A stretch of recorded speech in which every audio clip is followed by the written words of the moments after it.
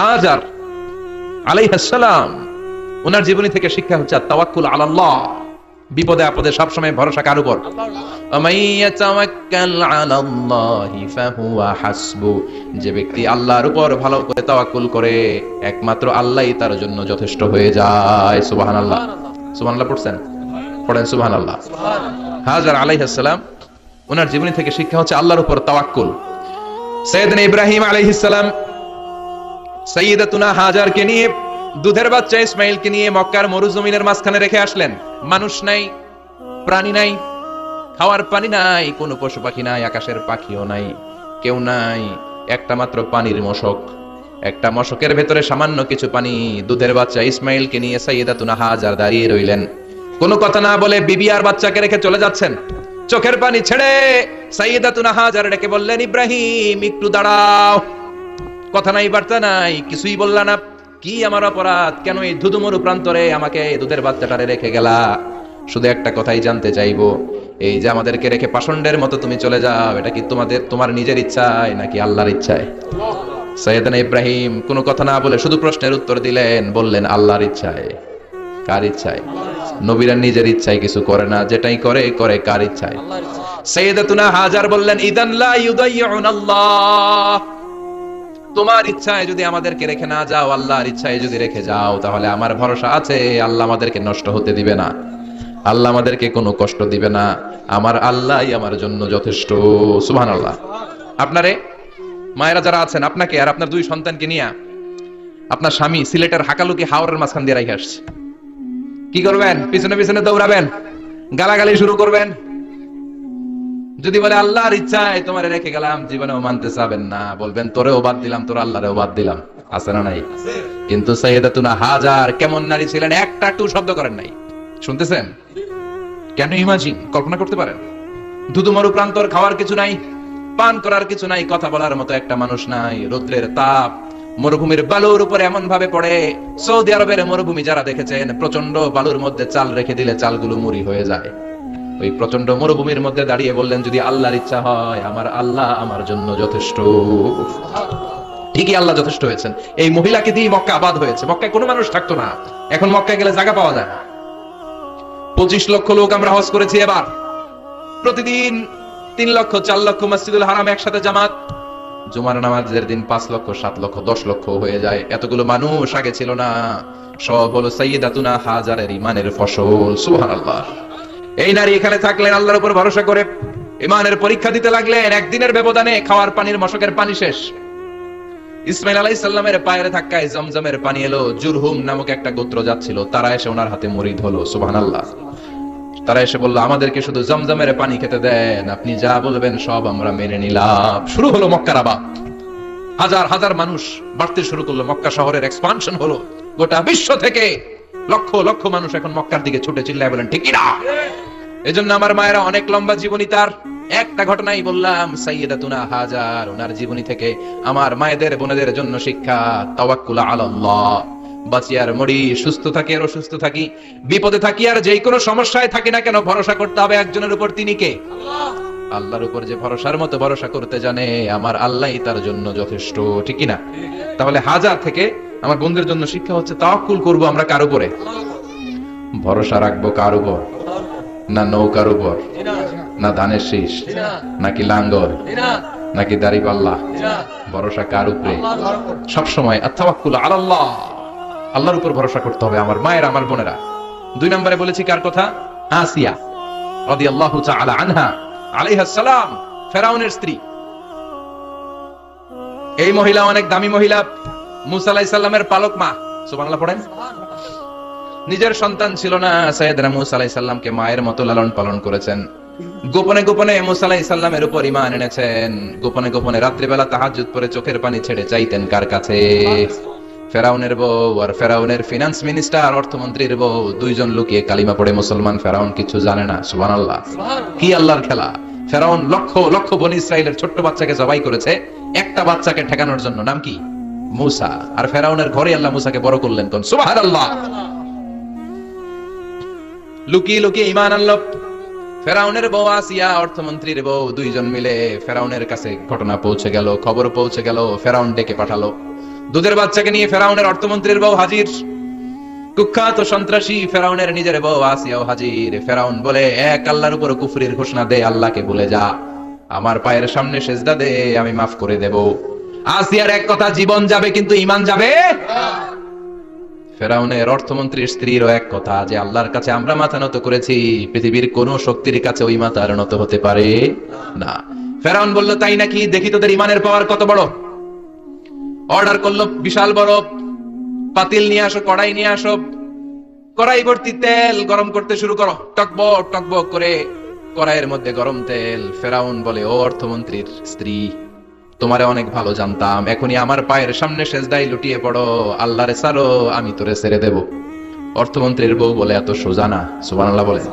কি ঈমান? ঈমানের পথে অবিচল থেকে আমার মরণ যেন হয়, তোমারই কাছে মিনতি আমার, তোমারই কাছে মিনতি আমার, মহামহিম দয়াময়,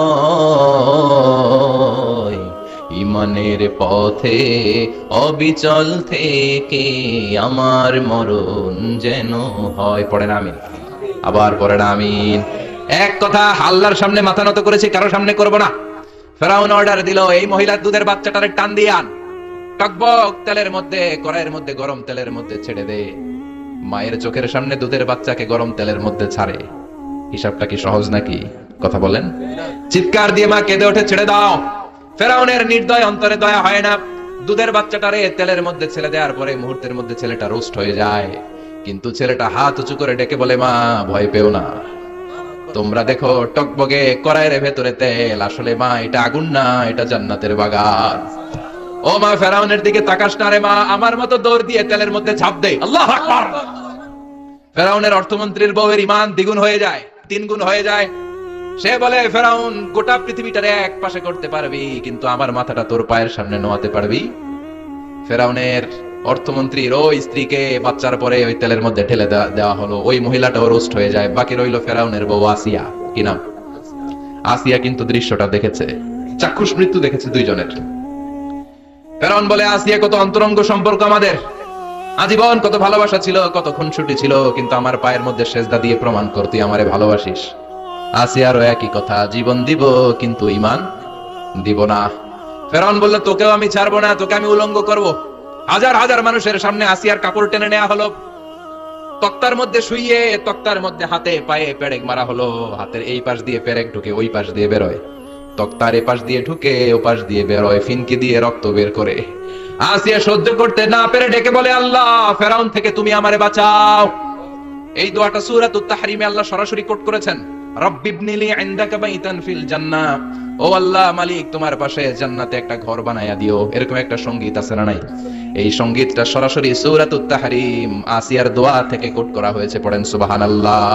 মালিক তুমি জান্নাতে, তোমার পাশে আমায় একটি ঘর বানিয়ে দিও, একটি ঘর বানিয়ে দিও, সে বিভীষিকাময় মহাদিনে তোমার প্রতিবেশী করে নিও।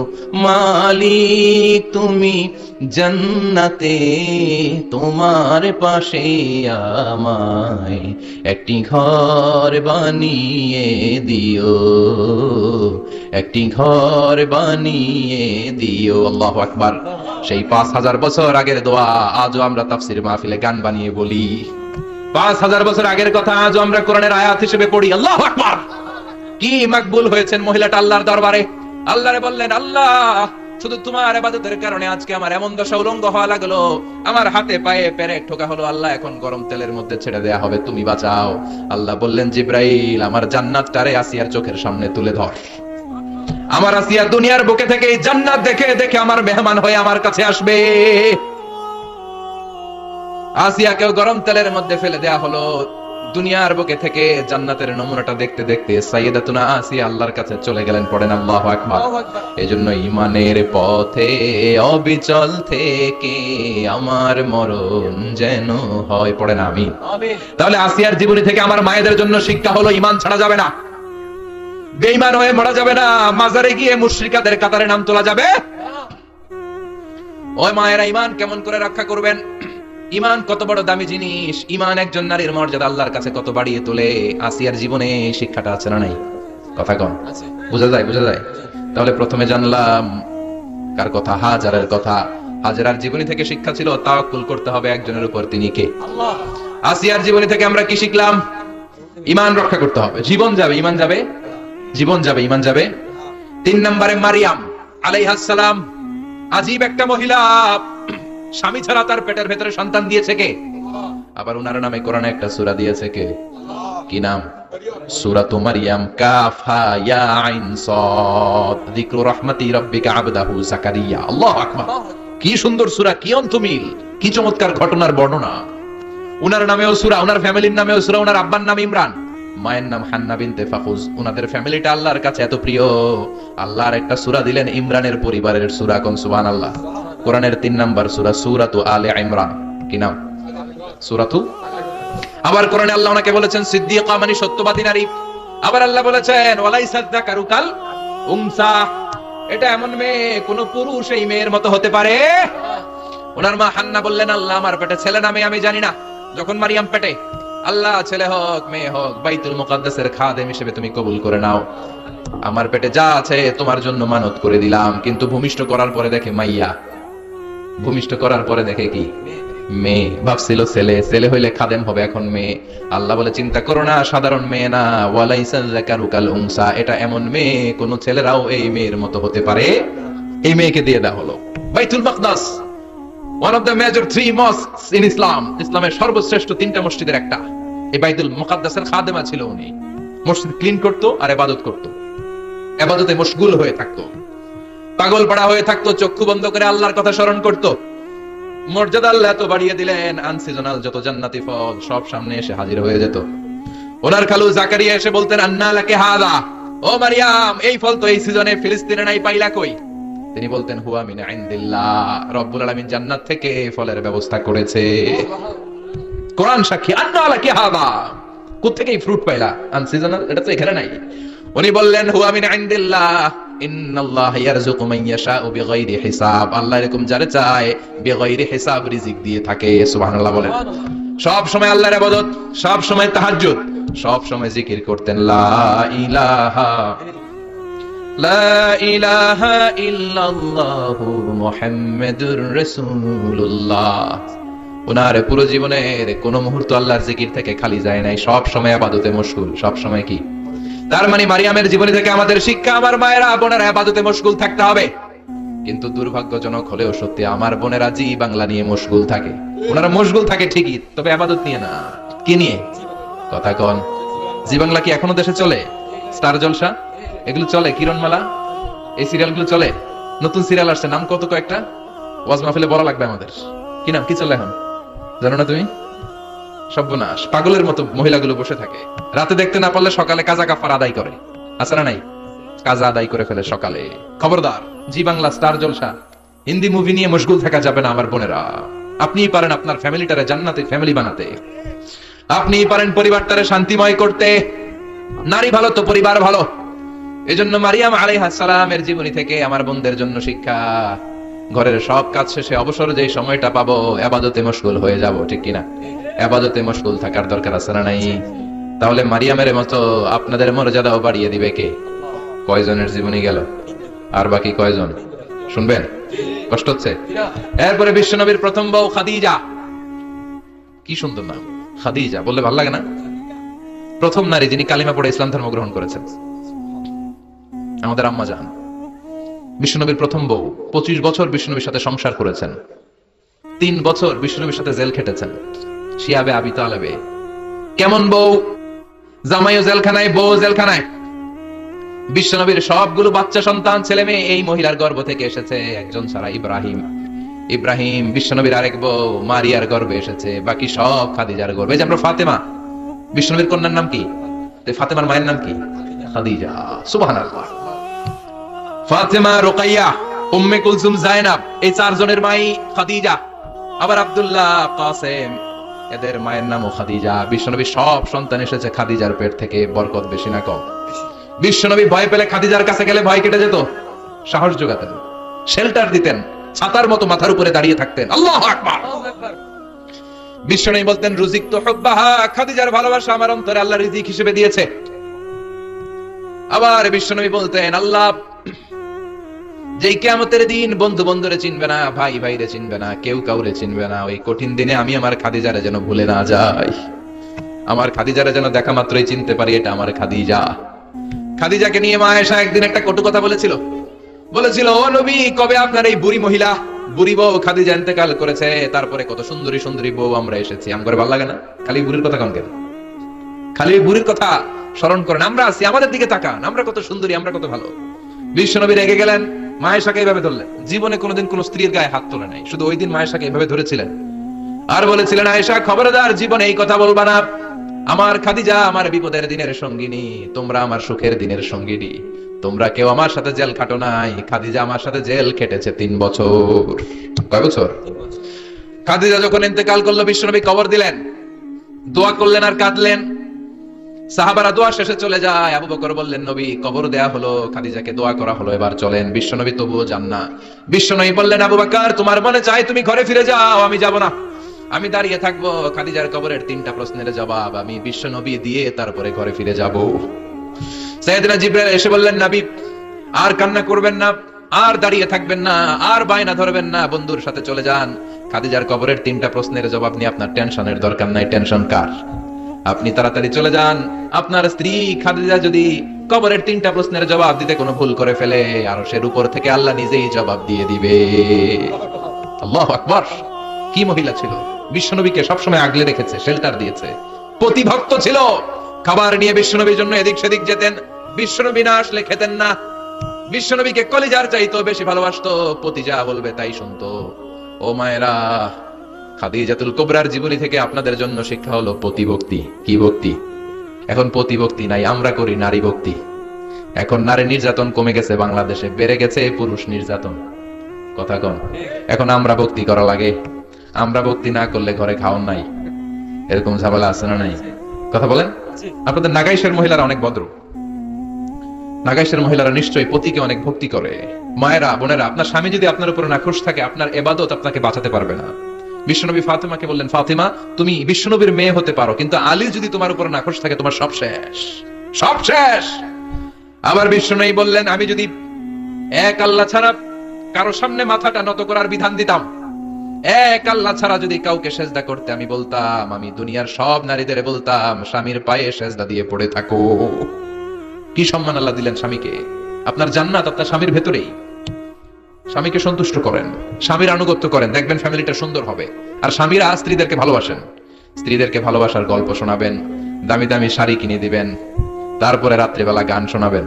আধরাতে যদি ঘুম ভেঙে যায়, মনে পড়ে মোরে প্রিয়, চাঁদ হয়ে রব আকাশের গায়ে, বাতায়ন খুলে দিও।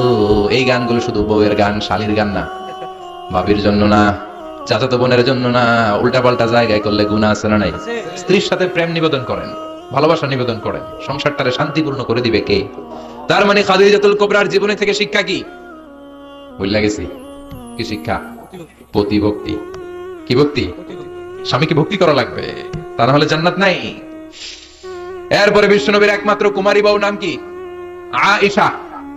বিশ্বনবী বললেন, উরিতু কি ফিল মানামি সালাসা লায়াল। আয়েশা, বিয়ের আগে তোরে কিন্তু আমি 3 বার স্বপ্নে দেখছিলাম। সুবহানাল্লাহ কইবেন না?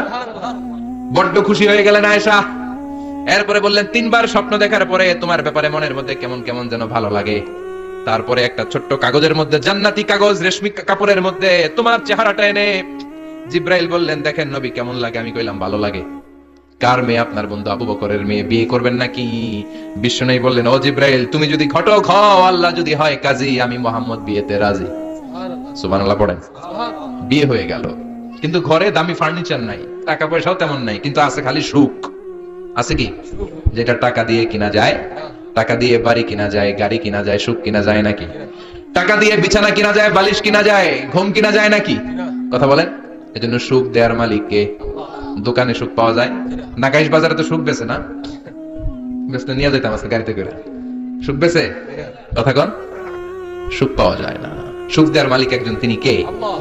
মা এসে একমাত্র কুমারী বউ, আদর করে তিনি ডাকতেন হুমায়রা, আবার মাঝে মাঝে ডাকতেন ইয়া আইশু। আয়েশা না, আয়েশু সংক্ষেপ। এত ভালোবাসতেন মা আয়েশাকে। মা আয়েশা গ্লাসের যেই জায়গা দিয়ে পানি খেতেন, বিশ্বনবী ওই জায়গায় মুখ লাগিয়ে পানি খেত। মা আয়েশা গোশতকে হাড্ডি ফেলে দিলে বিশ্বনবী ওই হাড্ডিটা নিয়ে চষতে শুরু করে দিত। এক বালতি থেকে পানি নিয়ে দুইজনে গোসল করত। আবার বিশ্বনবীর সাথে সাথে মাঝে মাঝে বায়না ধরতো, মাঝে মাঝে রাগও করতো। সুবহানাল্লাহ কোন? স্বামী স্ত্রীর মধ্যে একটু রাগ আছে না নাই? রাগ থাকলে ওইটারে আবার ভালোবাসায় পরিণত করে দেয় কে? রাগ না থাকলে ভালোবাসা তো ভালোবাসাই না। রাগ থাকতেই হবে, তাইলে ভালোবাসার মর্ম বোঝা যায়। চিল্লায় বলেন ঠিক কিনা? ক্ষুধা না থাকলে খাবারের মর্যাদা বোঝা যায় না। সারাদিন পেট ভরা, খাওয়ার মজা বুঝবেন? ক্ষুধা, প্রচন্ড ক্ষুধা, তৃষ্ণার্ত, লেবুর শরবত পাইলে অমৃতের মতো লাগবে। প্রচন্ড ক্ষুধা, হাজি বিরিয়ানি পাইছেন এক প্লেট, ইচ্ছে মতো খাবেন, কিন্তু পেট ভর্তি, হাজি বিরিয়ানি খাওয়া যাবে? এজন্য রাগ না থাকলে ভালোবাসা যে কত দামি, ভালোবাসা যে আল্লাহর পক্ষ থেকে কত বড় নেয়ামত বোঝা যায় না। মাঝে মাঝে মা আয়েশা রাগ করতেন, শুনতেছেন? বিশ্বনবী বলেন, আয়েশা কখন তুমি রাগ করো, কখন তুমি আমারে ভালোবাসো আমি বুঝি। সুবহানাল্লাহ পড়েন। মা আয়েশা বললেন, কেমনে বুঝেন? বিশ্বনবী বললেন, যখন তুমি রাগ করো তখন নামাজের পরে দোয়ার মধ্যে বলো, ও ইব্রাহিম আলাইহিস সালামের আল্লাহ, আপনি আমার উপর দয়া করেন। তার মানে তুমি রাগ করে আছো, আমার নাম নাও নাই। আর যখন আমার উপর খুশি থাকো নামাজের পরে দোয়াতে বলো, মুহাম্মদ সাল্লাল্লাহু আলাইহি ওয়াসাল্লামের আল্লাহ, আপনি আমাদের উপর রহমত করে।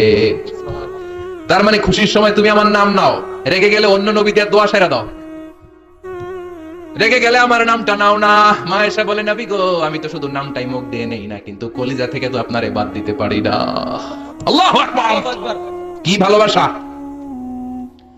মা আয়েশা বলতেন, আমি যখন বিশ্বনবীর সাথে শীতের রাতে এক ল্যাপের নিচে ঘুমাতাম, তখনও জিবরাইল ওহী নাযিল করত। সুবহানাল্লাহ নাই? কোন স্ত্রীর সাথে অন্তরঙ্গ বসবাসের সময় কোরআনের ওহী নাযিল হতো না। একমাত্র মা আয়েশার সাথে যখন এক বিছানার এক ল্যাপের নিচে দুইজন শুয়ে আছে, কোরআনের আয়াত নাযিল করছে কে? আবার মা আয়েশা বলতেন, আমার কারণে ও মুসলিম উম্মাহ তোমরা তায়াম্মুমের বিধান পেয়েছো, ফাতায়াম্মামু সাঈদান তাইয়্যিবা। মা আয়েশা একটা যুদ্ধে গিয়েছিলেন, যুদ্ধ থেকে ফেরার পথে মা আয়েশার গলার লকেট নাই। মাঝে মাঝে হয় না, মহিলা গলার লকেট পায় না, পুরো বাড়ি আগুন করে ফেলেছে, লকেট নাই, লয়ে গেল রে, নিয়ে গেল রে, হারাইলাম রে। মা আয়েশার লকেট নাই। লকেট হারানোর পরে মা আয়েশা কান্নাকাটি। বিশ্বনবী বললেন, থামো। অনেকক্ষণ থামার পরে লকেট খুঁজে পায় না, সবাই খোঁজাখুঁজি, লকেট কই, লকেট কই, লকেট খুঁজে পায় না। ওদিক দিয়ে মাগরিবের নামাজের সময়ও শেষ, নামাজের সময় শেষ। আর যেই জায়গায় লকেট খোঁজার জন্য থামা হয়েছে ওই জায়গায় আবার পানি নাই, পানি সামনে, পানির দিকেও যেতে পারে না, লকেটও খুঁজে পায় না, নামাজও পড়া যায় না। সব সাহাবীরা মিছিল শুরু করছে, আবু বকর রে ধর, ধর, ধর, আবু বকর রে ধর। আবু বকরের মেয়ের কারণে নামাজ আমাদের চলে যাচ্ছে। সাইয়েদনা আবু বকর ঘটনা বেসামাল দেখে আয়েশার কাছে গেল, যে দেখে বিশ্বনবী মা আয়েশার কোলের মধ্যে, ল্যাপের মধ্যে মাথা দিয়ে শুয়ে আছে। রাগের চোটে বুখারীর বর্ণনা, আঙ্গুল নিয়ে মা আয়েশার পেটের মধ্যে দিল এক খোঁচা। লকেট হারাইলি কেন? ক, তোর জন্য বাইরে মিছিল চলে, তোর জন্য বাইরে সব সাহাবারা বলে নামাজ পড়তে হবে, সময় নাই। ও আবু বকর, আপনার মেয়ের কারণে এই কাণ্ড। খাসরা মানে কুমর। আবু বকর মা আয়েশার খাসরাতে এত জোরে গুতা মেরেছেন, মা আয়েশা বললেন, এই গুতার কারণে আমি অনেক দূরে চলে যাওয়ার কথা ছিল, ব্যথার চোটে, কিন্তু যাই নাই, কারণ কোলে কে? কোলের মধ্যে বিশ্বনবীর মাথা, নড়ে গেলে বিশ্বনবীর ঘুম ভেঙে যাবে, ব্যথাটা হজম করেছি, নড়ি নাই। আল্লাহ তখন আয়াত নাজিল করলেন, ফালাম তাজিদু মাআন ফাতায়াম্মামু সাঈদান তাইয়্যিবা। ও সাহাবারা, মিছিল বন্ধ করো। কোন নারীর বিরুদ্ধে মিছিল করো? এই নারীর সাথে তো বিয়ে আমি সরাসরি বিশ্বনবীর দিয়েছি। যাও, ওযুর জন্য টেনশনে ছিলা, টেনশনের দরকার নাই। আয়েশার কারণে আজকে নতুন করে একটা বিধান দিলাম, আজ থেকে যদি ওযুর পানি না পাওয়া যায়, বালুর মধ্যে 2 হাত বাড়ি মেরে তায়াম্মুম করো, নামাজ পড়ে নাও, কবুল করে নিবে কে? এই মা আয়েশার লকেট হারানোর কারণে তায়াম্মুমের বিধান নাজিল হয়েছে। কোন সুবহানাল্লাহ। এজন্য মা আয়েশা বলতেন, ও উম্মতেরা, জেনে রাখো, এই যে তায়াম্মুম করো, এটা কিন্তু আমার কারণে পাইছো। সুবহানাল্লাহ কোন? আবার মা আয়েশা বলতেন, আমার কোলে মাথা রেখে বিশ্বনবী শেষ নিঃশ্বাস ত্যাগ করেছে, আবার আমার ঘরের মধ্যেই বিশ্বনবীর কবর। সুবহানাল্লাহ। বিশ্বনবীর কবরটা কিন্তু মা আয়েশার ঘরের মধ্যে। এখনো বিশ্বনবীর কবরে যে জায়গায়, এই জায়গায় মা আয়েশার ঘর ছিল। সুবহানাল্লাহ। 2210টি হাদিস বর্ণনা করেছেন। কত কথা কেন? 2210টা ফ্যামিলির হাদিস বর্ণনার জন্য মা আয়েশাকে আল্লাহ তাআলা বিশ্বনবীর ট্যাপ রেকর্ডার বানিয়ে পাঠিয়েছেন। যাই বিশ্বনবী বলতেন ট্যাপ রেকর্ডের মতো রেকর্ড করে সব সাহাবীদের কাছে বর্ণনা করতেন। কত কবিতা উনি নিজে জানতেন, নিজেই জানে না। কত মাসালা যে জানতেন তার কোনো হিসাব নাই। ইলমুল ফারায়েজ, বাপ মরলে ছেলে মেয়ে থাকলে কে কতটুকু সম্পদ পাবে, মা আয়েশার চেয়ে এই বিধান মদিনায় কেউ জানতো না। বিশ্বনবীর ইন্তেকালের পরে সাহাবাদের মধ্যে কোনো মাসালা নিয়ে কনফিউশন হলে সব সাহাবারা আম্মা জান আয়েশার কাছে এসে সলিউশন নিয়ে যেতেন। সুবহানাল্লাহ। কোন বিশ্বনবী যা বলেছেন সব মুখস্থ রেখেছেন, সব জ্ঞানের কথা ছড়িয়ে দিয়েছেন, সব সময় পড়াশোনা করতেন। সুবহানাল্লাহ। তার মানে মা আয়েশার জীবনী থেকে আপনাদের জন্য শিক্ষা হচ্ছে জ্ঞানার্জন, জ্ঞানানুরাগী হতে হবে। কি হতে হবে? জ্ঞানানুরাগী। বুখারীর বঙ্গানুবাদ পাওয়া যায়, কোরআনের বঙ্গানুবাদ পাওয়া যায়, ইসলামিক অনেক ভালো ভালো রাইটারের বই পাওয়া যায়, ঠিক কি না? এগুলো পড়ার দরকার আছে না নাই? অনেকে বলে হুজুর আমার ছেলেটা মোবাইল ছাড়া কিছু বোঝে না। কি কয়? মোবাইল ছাড়া কিছু বোঝে না। হুজুর মোবাইল দিলে ঠান্ডা, মোবাইল নিলে কান্দে, এরকম আছে না নাই? এর কারণ হাজব্যান্ড ওয়াইফ দুইটার কাছে সবসময় মোবাইল। কথা কন। বাবার কাছেও মোবাইল, মায়ের কাছেও মোবাইল, তো ছেলে মোবাইলের জন্য কাঁদবে না তো কি করবে? বাবার হাতেও যদি বই থাকে, মায়ের হাতেও যদি বই থাকে, ছেলে মোবাইল চাবে নাকি? ছেলেও চাবে বই, ছেলে চাবে কি? কথা বুঝতে পেরেছেন? এজন্য জ্ঞান অনুরাগী হতে হবে মা আয়েশার মতো। মা আয়েশা 2210টা হাদিস মুখস্থ করেছে, আপনি কয়টা করছেন? উনি পারলে আপনি পারবেন না কেন? মায়েরা শুনতেছেন তো? আশা করি আপনারা শুনতেছেন। তাহলে মা আয়েশার জীবনী থেকে আমরা শিক্ষা পেলাম জ্ঞান চর্চা করতে হবে। সর্বশেষ কোন নারী? কথা কন। ফাতিমা রাদিয়াল্লাহু তাআলা আনহা, বিশ্বনবীর কলিজার টুকরা। চাচাতো ভাই আলীর সাথে বিয়ে হলো। আলী যখন প্রস্তাব দিল ফাতেমার কাছে, যে বলে ও ফাতেমা রাজি আছো কিনা, চুপচাপ কথা কয় না। বিশ্বনবী বুঝলেন রাজি, দুইজনকে বিয়ে পড়িয়ে দিলেন। বিয়ে পড়িয়ে দুইজনকে দাঁড় করিয়ে দিয়ে বিশ্বনবী ওযু করলেন। ওযু করার পরে সামান্য কিছু ওযুর পানি ছিল আলীর মাথার মধ্যে ছিটিয়ে দিলেন, বরকতের পানি। সুবহানাল্লাহ কইবেন না? ওযু করে সাইয়েদনা আলীর মাথার মধ্যে ছিটিয়ে দিলেন আর দোয়া করে দিলেন বারাকাল্লাহু লাকুমা ওয়া বারাকা আলাইকুমা ওয়া জামাআ বাইনাকুমা ফি খাইর। আল্লাহ তোমাদের দুইজনকে বরকত দিয়ে দাম্পত্য জীবন শুরু করার তৌফিক দান করুক। আবার দোয়া করলেন আল্লাহুম্মা বারিক লাহুমা ফি বিনাইহিমা, ওদের সম্পর্কে বরকত দেন। ওয়া নাসালিহিমা শিবলিহিমা, ওদের গর্ভে যে সন্তান আসবে এগুলোকে শ্রেষ্ঠ সন্তান বানান। 1 বছরের ব্যবধানে ঘরটাকে আলোকিত করে প্রথম সন্তানের জন্ম হাসান। সুবহানাল্লাহ। হাসান রে বিশ্বনবী এত আদর করেছেন, বিশ্বনবীর কাছ থেকে এত আদর কেউ কোনোদিন পায় নাই। হাসান রে বিশ্বনবী ডাকতেন লুকা। বুখারীর বর্ণনা। শব্দটা কি? লুকা মানে পিচ্ছি। ছোট বাচ্চাদেরকে আপনারা কি কন? আরে পিচ্ছি তো আমি কইছি, আপনারা কি কন? নাগাইছে কি বলেন? বাচ্চা বলেন, বাবু বলেন, আর কিছু কি বলেন? আর আর কিছু নাই। তাহলে এই যে বাবু পিচ্ছি, হ্যাঁ, এই বাবু পিচ্ছি আরবি হচ্ছে লুকা। বিশ্বনবী ফাতেমার ঘরে এসে বলতেন আইনা লুকা, পিচ্ছিটা কই রে? আমার হাসান কই, আমার নানা ভাই কই? আর বিশ্বনবীর আওয়াজ শুনলে হাসান এসে বিশ্বনবীর কাঁধে। আল্লাহু আকবার। বিশ্বনবী বলতেন ফাতেমা আমার কলিজার টুকরা, যে ফাতেমারে কষ্ট দেয় সে আমারে কষ্ট দেয়, ফাতেমারে আনন্দ দেয় মানে আমি বিশ্বনবীরে আনন্দ দেয়। এই ফাতেমা সব সময় পর্দায় থাকতেন, দিনের বেলা বেরোতেন না, সারা দিনে টয়লেট করতেন একবার, সেটাও করতেন রাত্রে, যাতে দিনের বেলা কেউ তারে না দেখে। কি ব্যালেন্স লাইফ, কি ব্যালেন্স লাইফ! রাতে একবার টয়লেটে যাওয়া মানে কি সারাদিন খাওয়া দাওয়া এরকম ব্যালেন্স করে করতেন। কেউ দেখতে পারে নাই ওনারে কেমন ছিল, কেউই জানতো না। এমন ভাবে চলাফেরা করতো, কোনো পুরুষদের সামনে দিয়ে কখনো যেতেন না। এজন্য ইন্তেকালের আগে আলীকে বললেন, আলী বিশ্বনবীর ওসিয়ত অনুযায়ী কিছুদিন পরে আমি আমার বাবার সাথে সাক্ষাৎ করব। ইন্তেকালের সময় বেশি লোক আমার জানাজাতে আসার দরকার নাই, নিজেরা দোয়া করে দিলে চলবে। আর আমার জানাজার খাটিয়ার উপর দিয়ে বিশাল একটা বোরকা দিয়ে দিও। এটার আরবিতে বলে নাউশ। কি বলে? এই প্রথম কোন নারী তার খাটিয়ার উপরে নাউশ ব্যবহার করেছে, জন্য এটাকে বলে সুন্নাতু ফাতিমা, ফাতেমার সুন্নাত। সাইয়েদাতুনা ফাতেমার আগে কেউ জানাজার খাটিয়াতে নাউশ ব্যবহার করে নাই। আল্লাহু আকবার। আলীকে বলে গেলেন, আলী অল্প কয়েকজন পুরুষ নিয়ে জানাজা দিও, বেশি মানুষের কাছে আমার নিও না। দুনিয়ার বুকে আমি লুকিয়ে লুকিয়ে চলতাম, মরার পরে লুকিয়ে লুকিয়ে আল্লাহর কাছে চলে যেতে চাই, পুরুষদের সামনে আমার নিও না। ও মা, এই ফাতেমার জীবনী থেকে আপনার জন্য শিক্ষা হলো পর্দা। সব সময় পর্দাটা দেহে থাকার দরকার আছে না নাই? রাজি আছেন তো? তাহলে এই 6 জন নারীর জীবনে যদি আমার মায়েরা পরে, আমার মায়েরা